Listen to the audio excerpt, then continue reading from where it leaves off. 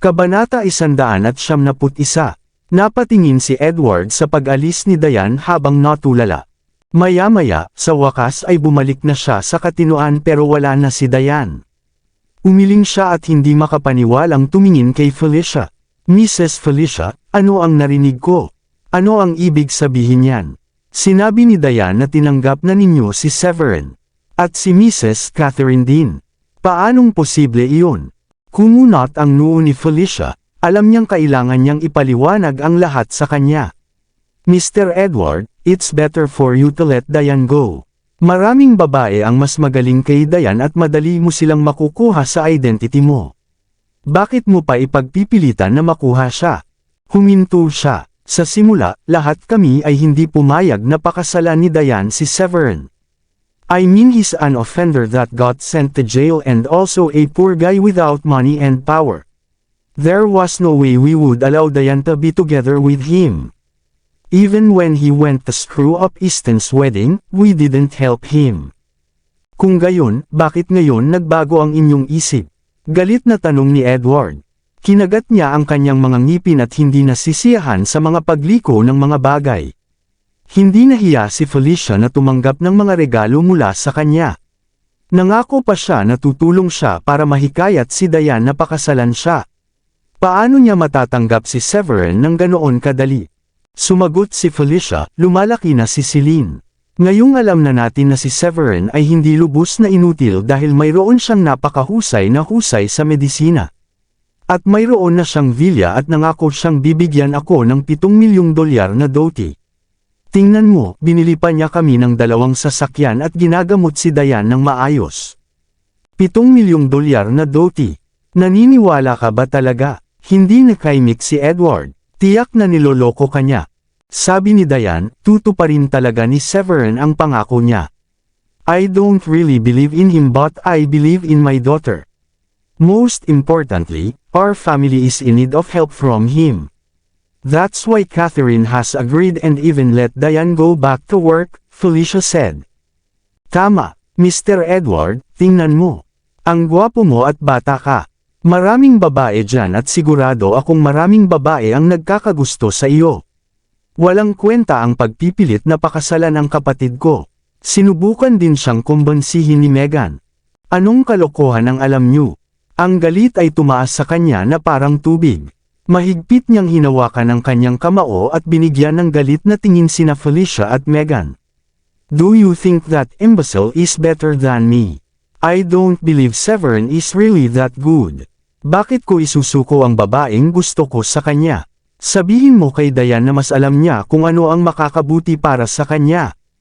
Sa sinabi niyang iyon, tumalikod na siya sa kanila. At kayong dalawa, nakakahiya kayo. Ano ang ipinangako niyo sa akin noon? Di ba sabi niyo tutulungan niyo ako? Pagkatapos ng lahat ng regalo ko sa inyong dalawa, kayong mga walang utang na loob at malupit. Ito ang unang pagkakataon na hindi nang ahas na magalit si Felicia matapos siyang pag-alitan. Napangiti siya ng nakakahiya. Mr. Edward, please calm down. We know you love my daughter. Pero wala na tayong gagawin. Don't worry, ibabalik namin lahat ng regalo mo sa amin. Oo. Ibabalik namin ito. Sumunod din si Meghan. Anak ng tinapa. Malamig na pagmumura ni Edward. Sa tingin niyo ba ay mahalaga sa akin ang pera? Ang aking reputasyon ay kung ano ang pinakamahalaga. Pinagmumukan niyo akong masama. Huwag magsisi sa hinaharap.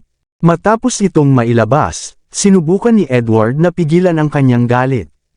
Anong sinabi niyo kanina? Humihingi ka ng tulong kay Severin. May sakit ba si Mrs. Catherine at kailangan ni Severin para iligtas siya? O mamamatay na siya? Felicia said, No. That's not it. Catherine is doing fine and very healthy. Alam mo ba ang Liberty City? We don't actually have a chance to participate in it. But Severin has a good connection with Mr. Henry. So we hope Severin could put in good words for us to get us to take part in the project. Severin assured us he can do that. Nalungkot ang mukha ni Edward matapos marinig yun. Nailigtas nga niya si Mr. Henry noong nakaraan. Pero nagantihan na siya ni Mr. Henry ng Villa at malamang ay nakatanggap din siya ng pera mula kay Mr. Henry. Kung hindi, wala siyang perang pambili ng mga sasakyan para sa inyo. Sa tingin ko ay higit pa sa sapat ang reward na iyon para mabayaran ang medical bill. Hindi ba siya dapat makontento doon? I don't think Mr. Henry would agree to it. Galit na pagpapatuloy niya. Napakawalang hiya niya. Sa tingin ba niya ay dapat siyang tulungan ni Mr. Henry sa bawat pagkakataon dahil lang sa nailigtas niya si Mr. Henry minsan? Hinding-hindi magugustuhan ni Mr. Henry ang isang taong hindi alam ang kanyang istasyon. Oo, naiintindihan ko. Ngunit si Mrs. Catherine ay naubusan na ng mga pagpipilian at nagpasya na hayaan siyang subukan. Sino ang nakakaalam kung ito ay magtatagumpay? Inaasahan din namin na magtagumpay siya. Sabi ni Felicia. Tinitigan siya nito nang may pagtataka. Mr. Edward, why don't you go home and think about it? You don't really have to insist na pakasalan si Diane. Isn't it just nice kung magkaibigan lang kayong dalawa? Ayokong maging kaibigan lang siya. Galit na sigaw ni Edward at umalis. Nang nasa sasakyan na siya ay napaisip siya ng malalim. Maya-maya ay tinawagan niya si Easton. Tapos na ba kayong kumain? Babalik ako. Ini-start niya ang makina ng sasakyan niya pagkatapos niyang ibaba ang telepono at bumalik sa hotel. Mr. Edward, how was it? Nagtagumpay ka ba? Tanong ni Lucy na sana ay bumalik na si Edward. Sa kabilang banda, mabilis na nagsalin si Easton ng isang baso ng red wine para kay Edward. I'm sure it went smoothly. It really works when we have the photo and Mr. Edward exposing Severin's real personality. Here you go, Mr. Edward. I know you come back to celebrate with us. Si Edward ay kumukulo sa galit at gustong bumalik para ilabas ito sa pamamagitan ng pag-inom. Ang sinabi ni Easton ay nakadagdag lamang sa kanyang iritasyon. Tinanggap niya ang red wine at ibinuhos sa ulo ni Easton.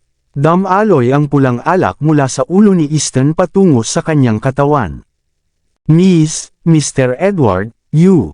Napatulala si Easton. Malamig na ngumiti si Edward.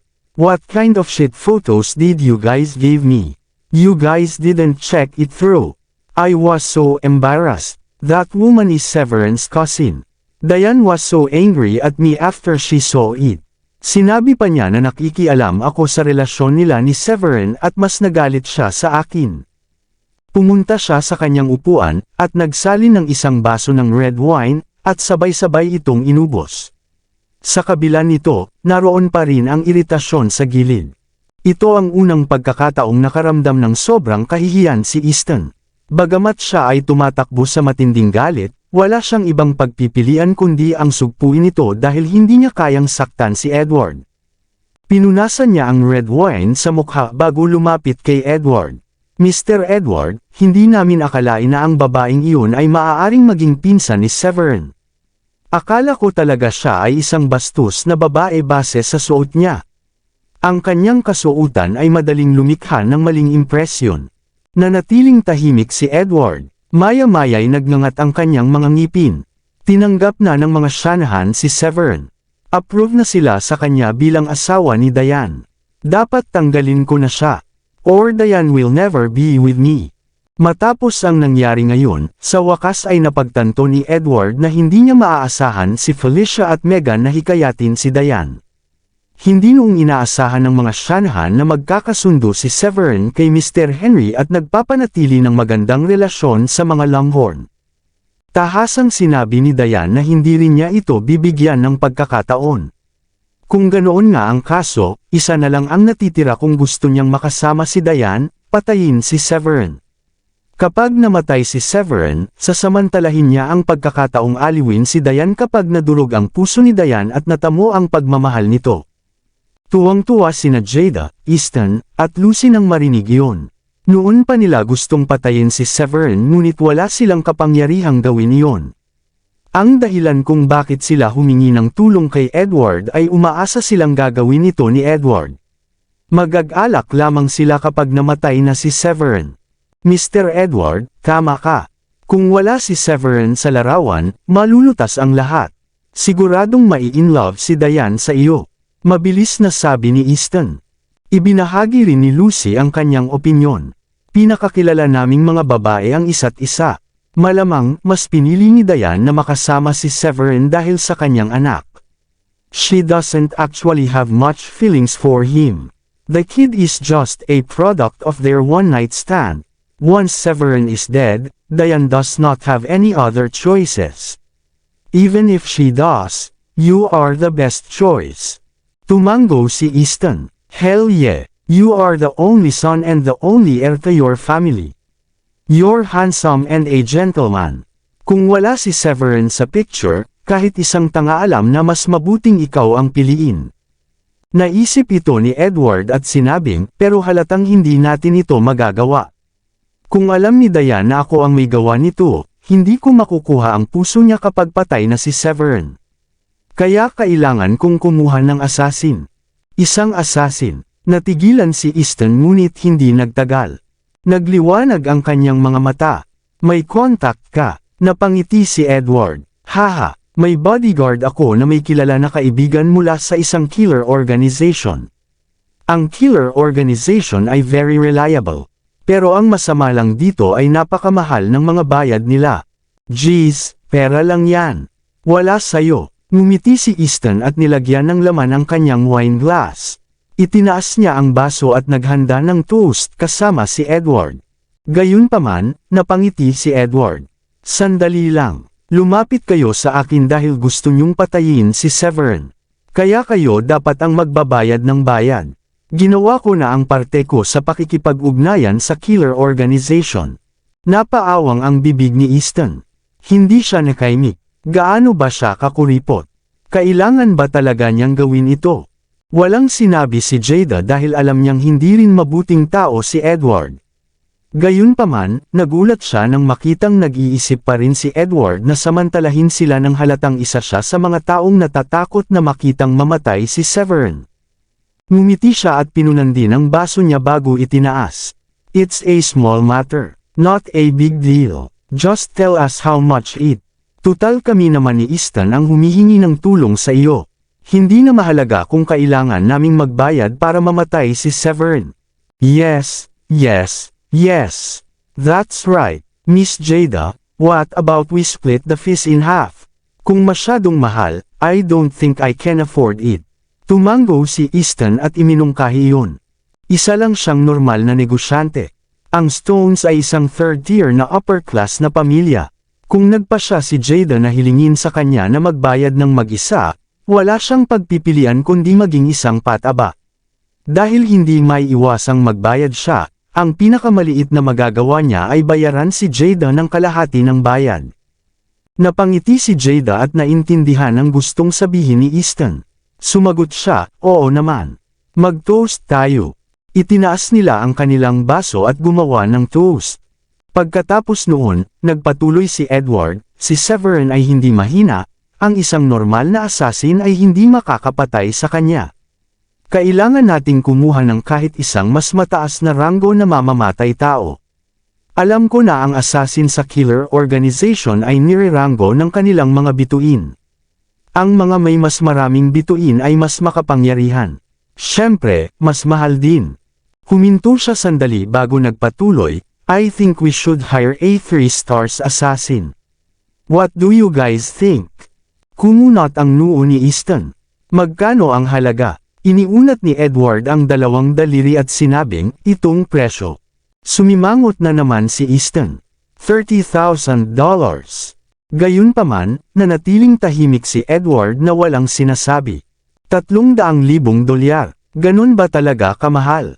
Tanong ni Easton na hindi pa nakipag-ugnayan sa anumang killer organization noon kaya hindi niya alam ang market eyes.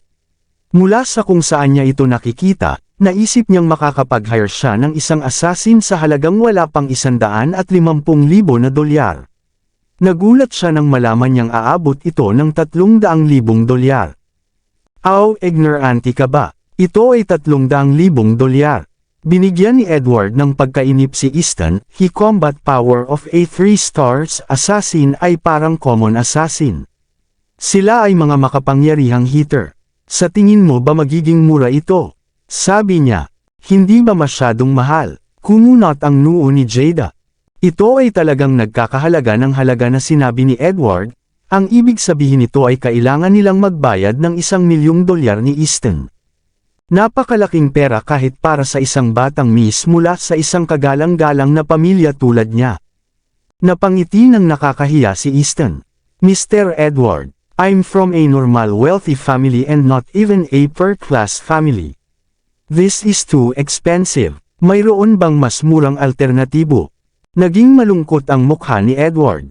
It's cheaper to hire 2-star assassin. The price is $750,000. Pero hindi sila kasing galing ng 3-star assassin. Isipin nyo yan. Nagpalitan ng tingin sina Easton at Jada at tumango. Sabi ni Easton, we'll hire 2-star assassin. I think we can still afford $750,000. Jada and I just need to pay $375,000 each. Ano ang ibig mong sabihin na afford? Hindi ito malaking problema sa akin. Galit na tinitigan ni Jada si Easton, does he own how to use his word? Pasensya na. Ang ibig kong sabihin ay ako. Nakangiting awkward si Easton. Ipapaalam ko sa bodyguard ko ang killer organization kapag bumalik ako.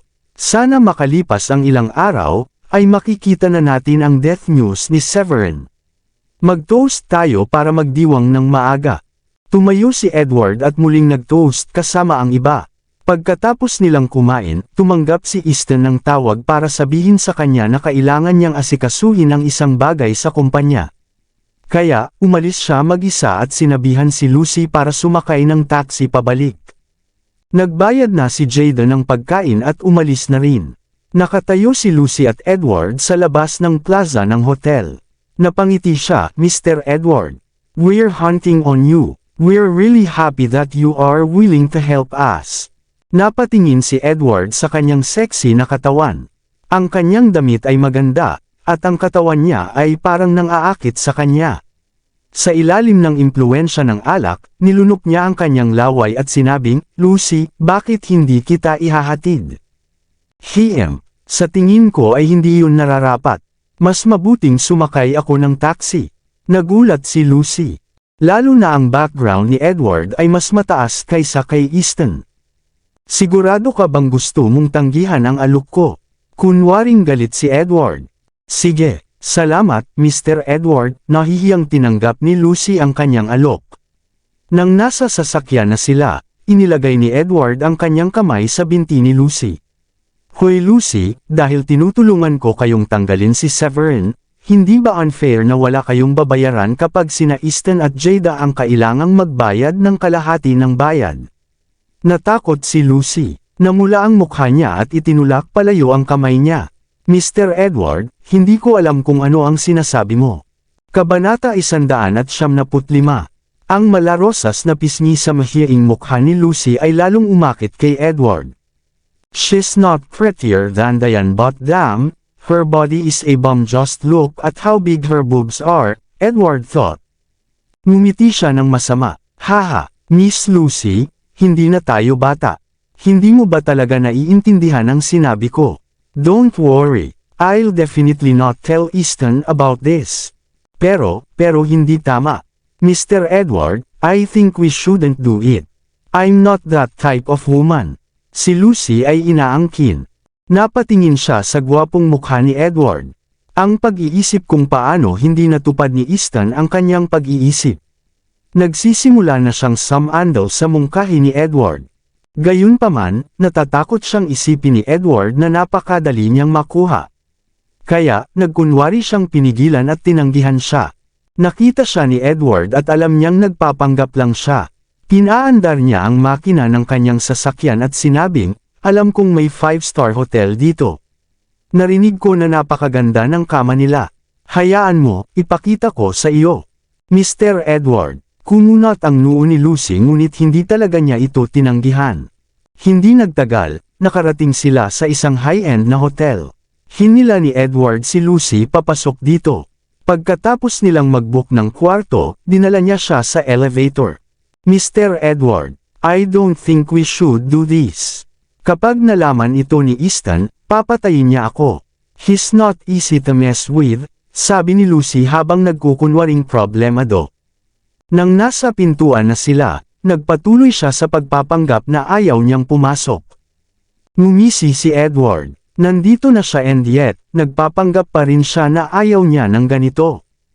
Kung ayaw ni Lucy, hindi siya pupunta sa hotel at pinayagan si Edward na dalhin siya sa silid. Ngayong nandito na sila, umaarte pa rin siya. Napaka-steaming ng babaeng ito, naisip niya. The thing that he despised the most is how she slept with Easton when she were still with Severin.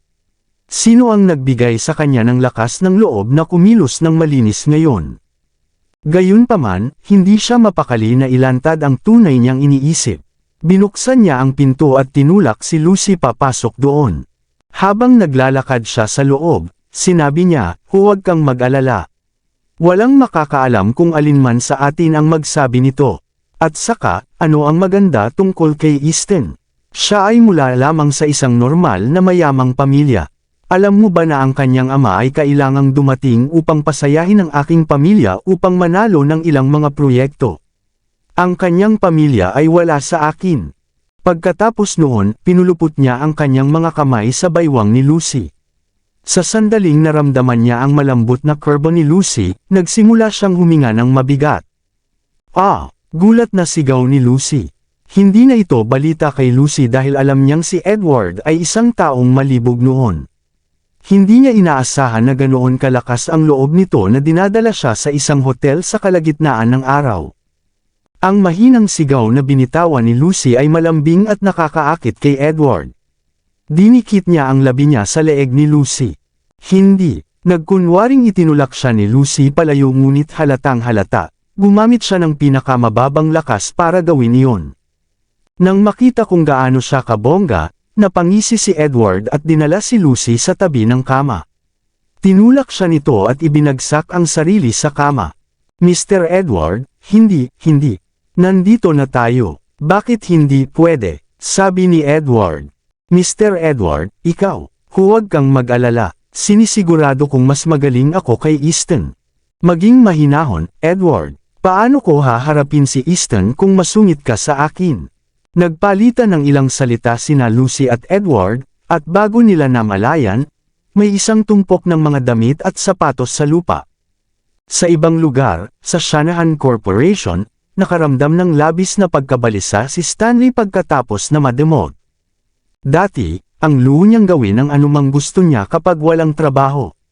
Siya ay madalas na mag-enjoy sa kanyang sarili sa labas ng kumpanya at madalang na pumasok mula noong sinabi niya sa kumpanya na mga empleyado na tumawag sa kanya kung sakaling may nangangailangan ng kanyang agarang atensyon.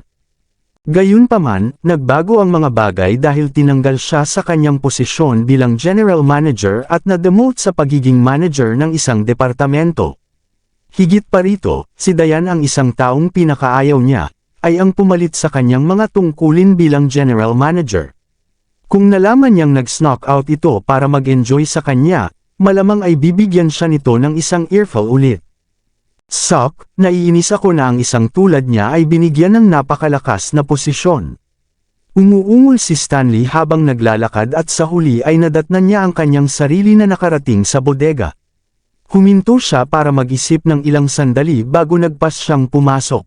Pagpasok pa lang niya, natuklasan niyang may kapansin-pansing kawalan ng ama ni Diane na si William sa mga manager ng warehouse. Where's William? It's way past punch in time. Bakit hindi pa siya nagpapakita sa trabaho?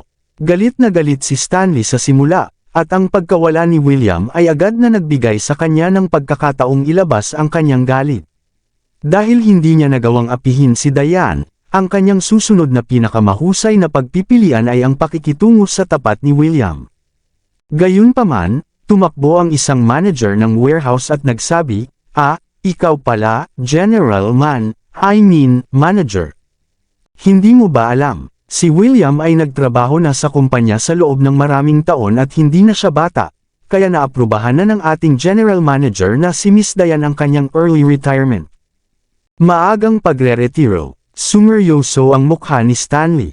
Mayroong ilang mga kota bawat taon para sa mga empleyado na kumuha ng maagang pagre-retiro, ngunit sa nakaraan, karaniwan siyang humihiling ng ilang uri ng benepisyo sa pananalapi kapalit ng pag-aproba sa mga naturang kahilingan mula sa mga empleyado. Hindi niya inaasahan na hahayaan ni Diane na makapag-retiro ng maaga si William sa unang araw ng kanyang trabaho. Sa sobrang galit siyang pumasok sa opisina ni Diane nang hindi man lang kumakatok sa pinto. "Anong ginagawa mo dito, Stanley?" Si Diane, na nagmamadaling umalis mula sa bahay, ay nagalit dahil hindi naniniwala ang kanyang ina at kapatid na babae kay Severin at pinag-aksaya siya ng oras upang umuwi. Halos hindi sumagi sa isip niya na kailangan niyang makilala ang isang taong kinaiinisan niya sa sandaling bumalik siya sa kanyang opisina. Malamig na ngumiti si Stanley at sinabing, "Hindi ko akalain na gagamitin mo ang iyong awtoridad sa kumpanya ng ganoon kaaga. Unang araw mo pa lang, at binigyan mo na ang iyong ama ng maagang pagre-retiro. Sasabihin ko kay Lola na inaabuso mo ang iyong kapangyarihan para sa pansariling kapakanan." "Oh, talaga?" Tumayo si Diane, at pinag-krus ang mga kamay sa dibdib. "Seryoso ka bang sinisikap na akusahan ako ng pag-abuso sa aking kapangyarihan para sa aking pansariling kapakanan? Sa tingin mo ba ay hindi ko alam kung ano ang mayroon ka na ginawa sa kumpanya nitong mga nakaraang taon, at gaano karaming pera ang naging sanhi ng pagkawala ng kumpanya? Alam na alam mo ang lahat ng iyon, hindi ba? Sana hindi mo maisip na wala akong mahuhukay dahil lang sa 5 taon kong wala sa kumpanya. Kung talagang gusto kong gumawa ng tamang pagsisiyasat, susuriin ko ang bawat isa sa mga nakaraang account. Sa tingin mo ba hindi ko malalaman kung ano ang ginawa mo kung ilalagay ko ang sarili ko sa ganyan?" "Ikaw." Nawalan agad ng kumpiyansa si Stanley nang sabihin niya iyon dahil alam niya kung gaano siya kakaya. Kung ang mga bagay na namamagitan sa kanila ay lalong umasim, tiyak na hindi niya kakayanin ang mga kahihinatnan. Ang katahimikan ni Stanley ay nagpatunay sa mga hinala ni Diane na malamang na nilustay niya ang pera ng kumpanya noon at nagdoktor sa mga libro. Ngumiti siya at sinabing, "Huwag kang mag-alala. Hanggat ginagawa mo ng maayos ang iyong trabaho at iwasang gumawa ng gulo para sa akin, matututo akong pumikit tulad ni Lola. Mali ba para sa akin, bilang general manager, na makakuha ng maliit na benepisyo para sa aking ama? Walang halaga ito kumpara sa ilang mga bagay na nagawa mo na noon." Saglit na huminto si Diane bago idinagdag, "At saka, ang tatay ko ay nagtrabaho na dito sa loob ng napakaraming taon, at sigurado akong malaki rin ang naiambag niya sa kumpanya. Tama lang na bigyan siya ng pagkakataong ma-enjoy ang mga ganitong benepisyo." Galit na galit si Stanley, ngunit maaari lamang niyang sipsipin ang lahat kapag kaharap ang isang nakakatakot na si Diane. Kung tutusin, alam niyang kakaunti ang pakinabang sa kanya kung gagawa siya ng anumang gulo. "Yes, ma'am. Ikaw na ang may huling say ngayong ikaw na ang general manager." Sa huli, napapanganga na lang si Stanley at nilunok ang galit. "Natutuwa akong alam mo na ako ang general manager. Tandaang kumatok ka sa susunod na gusto mong pumasok." Naalala ni Diane habang pinagmamasdan si Stanley na tumalikod at naghahanda na sa pag-alis. Naglakad si Stanley sa pintuan, tumalikod, at tinapunan ng malamig na tingin si Diane. "Don't be so smug, Diane. I trust that Lola adores me more than you. At saka, ilang araw na lang ang paglulunsad ng proyekto ng Liberty City, at kung hindi pa nakakakuha si Severin ng kahit ano para sa mga Shanahan noon, sa tingin mo ba ay mananatiling secure ang posisyon mo bilang general manager? Wala akong dapat ipag-alala dahil naniniwala ako sa aking lalaki." Bagamat hindi masyadong kumpiyansa si Diane na magiging maayos ang mga bagay, sinabi pa rin niya iyon ng may pananalig upang mapanatili ang momentum sa oras na iyon. Lumabas si Stanley at padabog na isinara ang pinto ng opisina para ilabas ang galit. "Bumili ka ng halos kumpleto na ang unit, kaya mukhang ibibigay sa iyo ang mga susi sa loob ng halos 1 buwan. Congratulations," sabi ni Severin kay Queenie habang nakatingin sila sa ilang sasakyan sa isang showroom. Bagamat may natitira pang humigit kumulang $100,000 si Queenie, ay nagpasya siyang gumastos ng hindi hihigit sa $30,000 sa isang kotse.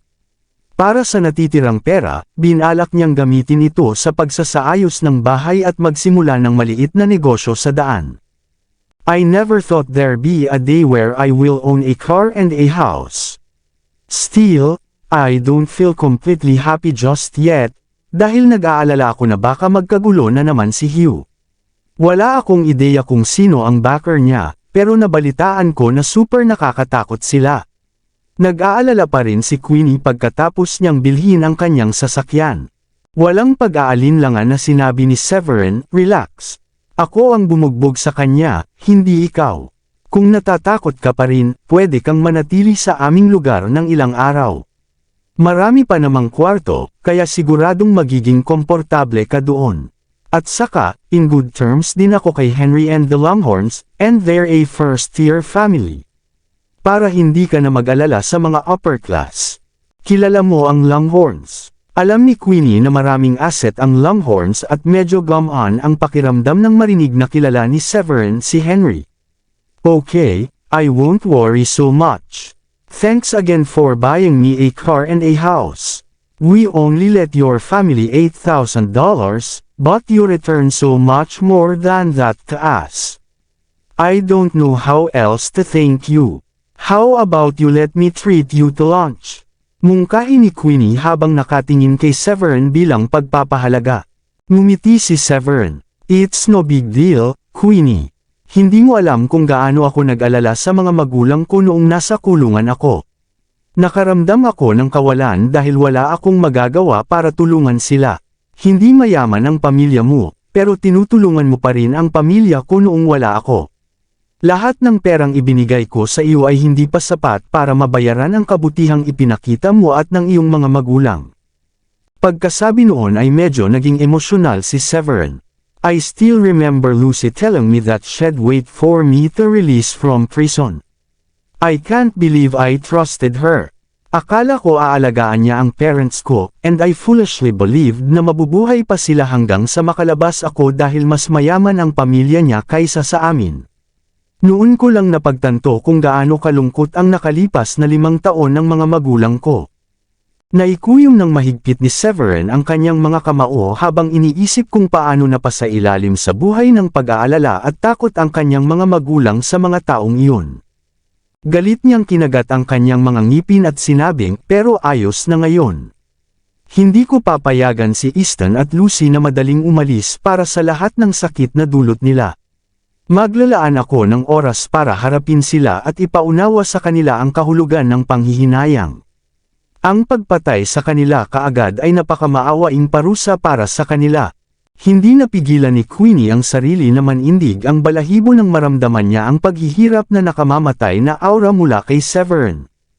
Hindi niya inaasahan na maglalabas ang katawan nito ng nakakatakot na aura, at ito ay isang bagay na mararamdaman lamang sa halip na makita. Sa sandaling iyon, ang reaksyon ni Severin ay tulad ng isang despot-ikong mandirigma na nakaranas ng hindi mabilang na madugong labanan. Ang 2 taong iyon ay kasuklam-suklam sa Coral. Queenie smiled awkwardly, at pagkatapos ay iniba ang usapan. "Ngunit mayroon ka na ngayong isang bata at magandang asawa, isang mabait na anak na babae, at nakatira ka sa napakalaking villa. Ito ay isang bagay na pinapangarap ng maraming tao ngunit hindi kailanman makukuha." Napangiti ng walang malay si Severin nang maisip niya sina Diane at Celine. "Oo, hindi ko inasahan na bibigyan ako ng Diyos ng napakagandang sorpresa. Hindi ko akalain na ang isang lasing na pagkakamali sa nakamamatay na gabing iyon ay magbibigay sa akin ng napakabuting asawa at isang magandang anak." Lalong lumawak ang ngiti niya at nakaramdam siya ng mainit na malabong pakiramdam sa kanyang puso habang nanlambot ang buong katawan niya. "Drunken mistake. What do you mean by that? Are you saying na anak mo talaga si Celine?" Natigilan si Queenie saglit bago natatarantang nagtanong. "Siyempre, kanino anak sa tingin mo siya?" Walang pagdadalawang isip na sagot ni Severin. "Sandali. 5 taon na ang nakalilipas, nabalitaan kong nabuntis ang panganay na anak na babae ng mga Shanahan matapos makipagtalik sa isang random na lalaki, at pagkatapos ay pinalayas siya sa kanilang bahay pagkatapos niyang tumanggi na sabihin kaninuman ang nangyari." Kumunat ang noo ni Queenie at sinimulang pag-aralan ang sinabi ni Severin. Pagkaraan ng ilang sandali, nagningning ang kanyang mga mata, at nagulat siyang napabulalas, ikaw ang lalaking iyon noon. Hindi nakaimik si Severin. Pinandilatan niya si Queenie at sinabing, "What do you mean random man? It makes me sound bad." Natakot ako pagkatapos kong basagin ang isang bote ng beer sa ulo ni Easton, kaya nagtago ako sa isang bar at nilunod ang takot ko sa kaunting inumin. Malamang bad mood din si Diane noong mga oras na iyon at nalasing sa iisang bed bar. We both was wasted in the end, and when we were next end. I see. Akala ko nagkasama kayo ng divorcee na may anak, pero ang totoo, anak mo si Celine. Medyo natuwa si Queenie habang humahajek-hik. Kung ganoon, napakabuti na ikaw ang biolohikal na ama ni Celine. Siyempre naman, pagmamalaki ni Severin. Ano sa tingin mo? Ang ganda ba ng anak ko? Siya ay isang hiyas. Siya ay parehong maganda at cute. Nakangiting sabi ni Queenie. I'm sure magiging maganda siyang babae paglaki niya. Ngayong naisip ko, parang nakatadhana na kayo ni Diane na magsama. Walang lihim sa mga plano ng Diyos. Malapit na magtanghalian, kaya humanap tayo ng makakainan. Umalis na silang dalawa at pumunta sa isang restaurant para mananghalian. Pagkatapos ng tanghalian, bumalik si Queenie sa kanyang lugar, habang si Severin ay nagpasya na bisitahin ang mga Longhorn. Pagkatapos ng lahat, ang pagbubukas ng seremonya ng proyekto ng Liberty City ay gaganapin sa loob ng 4 na araw, at kailangan niyang tanungin si Henry kung posible bang makakuha ng pwesto para sa mga Shanahan sa oras na iyon. Sa Longhorns, isa sa mga matandang katulong ang pumunta kina Henry at Charmaine habang balisang sumisigaw, may malaking nangyari dito mismo sa Brookborn. Maraming salamat sa lahat ng sumusubaybay. Please subscribe and follow my YouTube and Facebook channel, Filipino Novel. Maraming salamat po. Ano ang nangyayari? Ang nakababahalang pag-uugali na ito ay hindi nararapat. Napatingin si Henry sa lalaking nasa harapan niya at naiinip na nagtanong. Sa kanyang opinyon, sinumang naging bahagi ng Longhorns, na kahit ang mga katulong ay dapat manatiling kalmado sa lahat ng oras. Sila ay isang first-tier na pamilya kung tutuusin.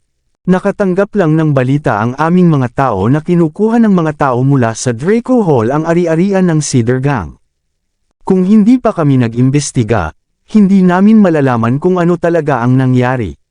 Sa malas, ang Cedar Gang ay unang naglagay ng bitag para kay Larry at Blade ng Draco Hall sa pamamagitan ng pag-imbita sa kanilang dalawa sa isang pagkain. Sa isang biglaang twist ng mga pangyayari, ang lahat ng pinakamalakas ng Cedar Hall ay pinatay ng pinakamalakas na mga lalaki ng Draco Hall. Sabi nung lalaki, "Sinasabi mo ba na ang Cedar Gang ay ipinasok na sa Draco Hall?" Napatayo kaagad si Henry nang marinig iyon. Ito ay talagang napakalaki, kaya't ito ay maghahatid ng pagbabago sa tanawin ng Brookborn. Napakunot noo si Charmaine at hindi napigil ang umungol. Wala namang gagawin si Draco Hall kay Severin, di ba? Naalala ko yung panahon na tinawagan ng mag-asawang Locke si Blade para tulungang harapin si Severin. Pagdating lang natin umalis si Blade. Sa kanyang sorpresa, sinabi ng katulong, hindi sila, sigurado iyon. Nabalitaan ko na pumunta si Severin upang makipagkita sa Cedar Gang kasama sina Larry at Blade noong araw na iyon. Wala masyadong mga tao ng Draco Hall doon, ngunit nagawa pa rin nilang patayin ang pinakamalakas na tao ng Cedar Gang kahit na sila ay nasa ilalim ng pagkubkob, at si Draco Hall ay nakalabas ng walang anumang casualty. Nakikita ko, nagtataka ako kung paano nagtagumpay sina Larry at Blade laban sa lahat ng mga taong iyon sa Cedar Gang. Malaki ang dehado nila doon, sabi ni Charmaine. Nang marinig iyon, napangiti si Henry. Mukhang si Mr. Severin ang gumawa ng mga parangal. Dahil nakita silang magkasama at pumunta pa sa lugar ng Cedar Gang para kumain, malamang na may higit pa sa relasyon ni na Mr. Severin at Draco Hall. Napatingin si Charmaine sa katulong at kinawayan ito. Maaari kang umalis ngayon. Naiintindihan na namin ang diwa nito. Nang wala na ang katulong, tinanong ni Charmaine si Henry, ano ang ibig mong sabihin, Lolo? Ganun ba talaga kalakas si Severin? Tumango si Henry. Tiyak na malalim ang relasyon ni Severin sa Draco Hall. Palagi mo siyang patahimikin, at huwag na huwag siyang sasaktan. Ganyan ba talaga kalakas ang lalaking pumunta sa kasal ni Easton at gumawa ng malaking kaguluhan? Kumunot ang noo ni Gideon, at maliwanag na dahil hindi siya naniniwala sa kakayahan ni Severin at pakiramdam niya ay nagmalabis lamang ang kanyang ama. Tumango si Henry. Ang Cedar Gang ay hindi mahina, at si Draco Hall ay naka-atras ng hindi nasaktan kahit na wala silang masyadong tao doon. Naagaw na rin nila ang Cedar Gang.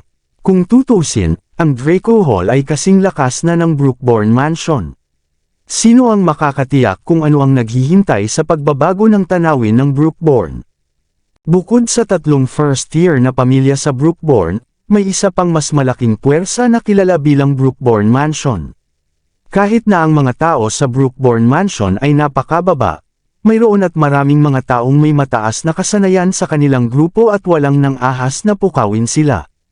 Bagamat ang mga underground forces tulad ng Draco Hall at ang Cedar Gang Wars ay bahagyang mas mababa sa mga first-year na pamilya, ang kanilang pagsasanib ay naglagay sa kanila sa parehong antas sa Brookbourne Mansion. Siyempre, ang bilang ng mga bihasang individual na mayroon sila ay maaaring mapatla pa rin kumpara sa Brookbourne Mansion, ngunit hindi sila maaaring mas masahol pa kaysa sa huli sa mga tuntunin ng lakas tao at mga ari-arian. Ang kailangan mo lang gawin ay makinig sa akin na ang relasyon nina Severin at Draco Hall ay malayo sa simple. At higit pa rito, at sigurado akong narinig mo na ang Cedar Gang ay isinailalim sa Draco Hall. Kailangan nating maghanda, naalala ni Henry. Bagamat hindi maganda ang impresyon ni Gideon kay Severin, palagi siyang naniniwala sa kanya. Kabanata 200. Biglang tumakbo ang isang bodyguard at sinabi kay Gideon, "Sir, may lalaking nagngangalang Severin Fulet na gustong makita sina Miss Charmaine at Mr. Henry." Hehe, magsalita tungkol sa demonyo. Humalaklak si Henry. Pagkatapos ay sinabi niya sa bodyguard, "Papasukin mo siya."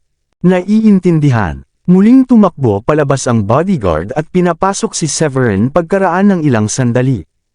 "Mr. Severin, ano ang utang ko sa kasiyahan?" Agad na binati ni Henry si Severin nang makapasok ang huli. "Maupo ka, Mr. Severin. Siya nga pala ang anak kong si Gideon." Tumingin si Severin sa marangal na nasa katanghaliang gulang na lalaki sa kanyang harapan at ikinumpas ang kanyang mga kamay bilang kilos ng pagbati.